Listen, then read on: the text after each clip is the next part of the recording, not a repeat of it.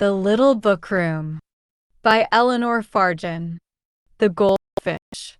There was once a goldfish who lived in the sea in the days when all fishes lived there. He was perfectly happy and had only one care, and that was to avoid the net that floated about in the water, now here, now there. But all the fish had been warned by King Neptune, their father, to avoid the net, and in those days they did as they were bid. So the goldfish enjoyed a glorious life, swimming for days and days in the blue and green water, sometimes low down close to the sand and shells and pearls and coral, and the big rocks where the anemones grew like clusters of gay flowers, and the seaweed waved in frills and fans of red and green and yellow, and sometimes he swam high up near the surface of the sea, where the white caps chased each other, and the great waves rose like mountains of glass and tumbled over themselves with a crash. When the goldfish was as near the top as this, he sometimes saw swimming in the bright blue water far above him a great goldfish, as golden as himself, but as round as a jellyfish.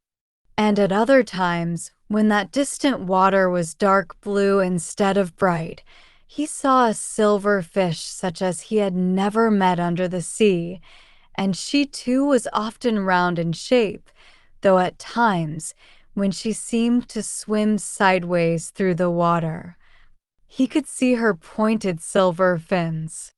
Our goldfish felt a certain jealousy of the other goldfish, but with the silver fish he fell in love at sight, and longed to be able to swim up to her. Whenever he tried to do this, something queer happened that made him lose his breath, and with a gasp he sank down into the ocean, so deep that he could see the silver fish no longer. Then, hoping she might descend to swim in his own water, he swam for miles and miles in search of her, but he never had the luck to find her. One night, as he was swimming about in very calm water, he saw overhead the motionless shadow of an enormous fish. One great long fin ran under its belly in the water, but all the rest of it was raised above the surface. The goldfish knew every fish in the sea, but he had never before seen such a fish as this. It was bigger than the whale and as black as the ink of the octopus. He swam all round it, touching it with his inquisitive little nose. At last he asked, "What sort of fish are you?" The big black shadow laughed. "I am not a fish at all, I am a ship." "What are you doing here if you are not a fish?" "Just at present I am doing nothing, for I am becalmed. But when the wind blows I shall go on sailing round the world." "What is the world?" "All that you see and more." "Am I in the world, then?" asked the goldfish. "Certainly you are." The goldfish gave a little jump of delight. "Good news! Good news!" he cried. A passing porpoise paused to ask, "What are you shouting for?" "Because I am in the world." "Who says so?" "The shipfish," said the goldfish. "Pooh," said the porpoise, "let him prove it," and passed on. The goldfish stopped jumping, because his joy had been damped by doubt. "How can the world be more than I can see?" he asked the ship. "If I am really in the world, I ought to be able to see it all, or how can I be sure?" "You must take my word for it," said the ship. "A tiny fellow like you can never hope to see more than a scrap of the world. The world has a rim you can never see over. The world has foreign lands full of wonders that you can never look upon. The world is as round as an orange, but you will never see how round the world is."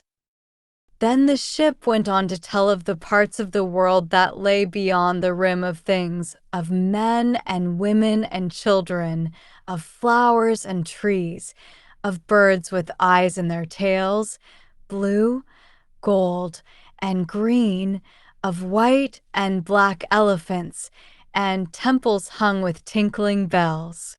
The goldfish wept with longing because he could never see over the rim of things, because he could not see how round the world was, because he could not behold all at once all the wonders that were in the world. How the ship laughed at him! "My little friend," said he, "if you were the moon yonder, why, if you were the sun himself, you could only see one half of these things at a time." "Who is the moon yonder?"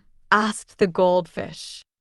"Who else but that silver slip of light up in the sky?" "Is that the sky?" said the goldfish. "I thought it was another sea." "And is that the moon?" "I thought she was a silver fish." "But who then is the sun?" "The sun is the round gold ball that rolls through the sky by day," said the ship. "They say he is her lover and gives her his light." "But I will give her the world," cried the goldfish. And he leaped with all his tiny might into the air, but he could not reach the moon and fell gasping into the sea. There he let himself sink like a little gold stone to the bottom of the ocean, where he lay for a week weeping his heart out. For the things the ship had told him were more than he could understand, but they swelled him with great longings, longings to possess the silver moon, to be a mightier fish than the sun, and to see the whole of the world from top to bottom and from side to side, with all the wonders within and beyond it. Now it happened that King Neptune, who ruled the land under the waves, was strolling through a grove of white and scarlet coral when he heard a chuckle that was something between a panting and a puffing. And peering through the branches of the coral trees, he beheld a plump porpoise bursting its sleek sides with laughter. Not far off lay the goldfish, swimming in tears. King Neptune, like a good father, preferred to share in all the joys and sorrows of his children, so he stopped to ask the porpoise, "What tickles you so?" Puffed the porpoise. "I am tickled by the grief of the goldfish there." "Has the goldfish a grief?" asked King Neptune. "He has indeed. For 7 days and nights he has wept because he cannot marry the moon, surpass the sun, and possess the world." "And you," said King Neptune, "have you never wept for these things?" "Not I," puffed the porpoise. "What? Weep for the sun and the moon that are nothing but two blobs in the distance? Weep for the world that no one can behold?" "No, father. When my dinner is in the distance, I'll weep for that, and when I see death coming, I'll weep for that, but for the rest, I say pooh." "Well, it takes all sorts of fish to make a sea," said King Neptune, and stooping down he picked up the goldfish and admonished it with his finger. "Come, child," said he, "tears may be the beginning, but they should not be the end of things. Tears will get you nowhere. Do you really wish to marry the moon, surpass the sun, and possess the world?" "I do, father, I do," quivered the goldfish. "Then, since there is no help for it, you must get caught in the net. Do you see it floating yonder in the water? Are you afraid of it?" "Not if it will bring me all I long for," said the goldfish bravely. "Risk all, and you will get your desires," promised King Neptune. He let the goldfish dart through his fingers and saw him swim boldly to the net which was waiting to catch what it could. As the meshes closed upon him, King Neptune stretched out his hand, and slipped a second fish inside it, and then, stroking his green beard, he continued his stroll among his big and little children. And what happened to the goldfish? He was drawn up into the fisherman's boat that lay in wait above the net, and in the same cast a silver fish was taken, a lovely creature with a round body and silky fins like films of moonlit cloud. "There's a pretty pair," thought the fisherman, and he carried them home to please his little daughter. And to make her pleasure more complete, he first bought a globe of glass and sprinkled sand and shells and tiny pebbles at the bottom, and set among them a sprig of coral and a strand of seaweed. Then he filled the globe with water, dropped in the gold and silver fishes, and put the little glass world on a table in his cottage window. The goldfish, dazed with joy, swam towards the silver fish, crying, "You're the moon come out of the sky. Oh, see how round the world is." And he looked through one side of the globe and saw flowers and trees in the garden, and he looked through another side of the globe and saw on the mantelpiece black and white elephants of ebony and ivory that the fisherman had brought from foreign parts.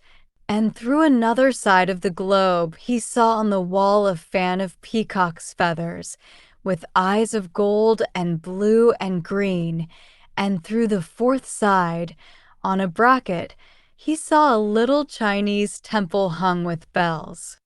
And he looked at the bottom of the globe and saw his own familiar world of coral, sand, and shells. And he looked at the top of the globe and saw a man, a woman, and a child smiling down at him over the rim. And he gave a little jump of joy and cried to his silver bride, "O moonfish, I am greater than the sun. For I give you, not half, but the whole of the world, the top and the bottom and all the way round, with all the wonders that are in it and beyond it." And King Neptune under the sea, who had ears for all that passed, laughed in his beard and said, "It was a shame ever to let such a tiny fellow loose in the vast ocean. He needed a world more suited to his size." And ever since then, the world of the goldfish has been a globe of glass.